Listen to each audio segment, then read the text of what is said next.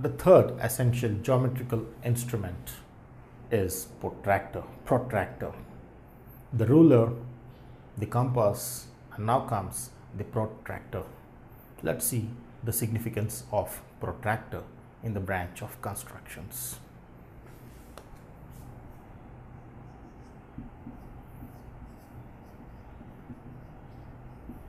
Protractor. What is the significance of protractor? Just like the ruler has its significance in drawing perfect straight lines, and a compass which has its significance in drawing perfect circles or perfect arcs, similarly a protractor has its own significance. Let's see the significance of protractor in real life. It helps in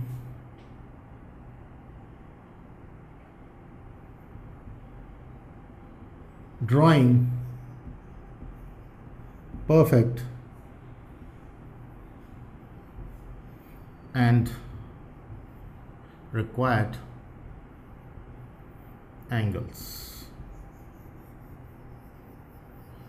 So here the significance of protractor is that it helps me in drawing perfect and required angles.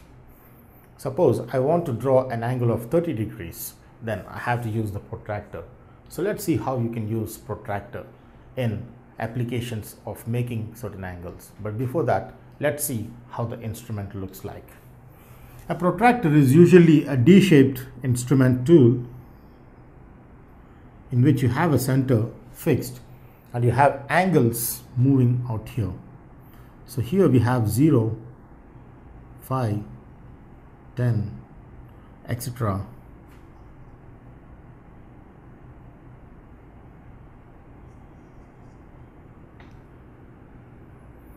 Is how each of the angles look like. And again, between the angles I have 5 subdivided angles or 10 subdivided angles accordingly, so that everything moves till 180. So if I wanted to find, say I have here 10, 20, 30 or 10,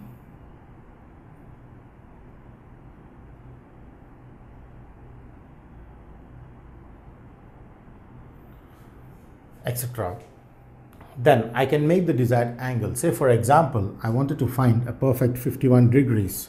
I have a line AB at which I want to make an angle of 50 degrees. So I put the protractor here and then I mark exactly at 50 and then I just draw the line from A to this.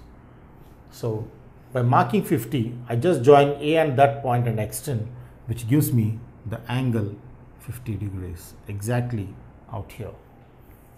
So we can make different angles through the protractor, which usually has angles moving from here. And suppose I want to make an angle 30 degrees from B, I put the protractor out here and then I have the other set of measurements which start from here: 10, 20, 30, 40, 50, and then I move here and then I make an angle, this, which is 30 degrees. So depending on the direction from which the angle is taken, that angle is taken on the protractor, which has two sides, one starting from here and the other starting from the left. So this is how it helps me in drawing perfect and required angles using the instrument called protractor, which is a D-shaped transparent instrument in geometrical set of list. Along with the three geometrical instruments which I have discussed, the ruler, the compass and the protractor, we also have the other set of instruments which are called set squares and dividers. So here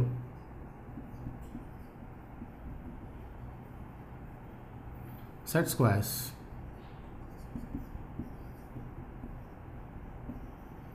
and dividers. Usually we use this instrument quite rarely only when we need to take into consideration the special angles like 0, 45 degrees, 90 degrees, etc. And the dividers which helps us in drawing two parallel lines. So these concepts can be understood more better if we can apply them in the problems when we solve. So these are the set of 5 instruments which are important in the geometrical instruments, starting with the ruler, the compass, the protractor, the set square, and the divider is how we need to use the set of geometrical instruments in construction. One of the most important concepts in construction is that use always a sharp and a pointed dark pencil. It is not suggestible to use a light pencil because the visibility would not be clear. Hence, use always a sharp and a pointed dark pencil is one of the biggest note out here. Secondly, in constructions, we need to be careful that we do not overwrite on the construction.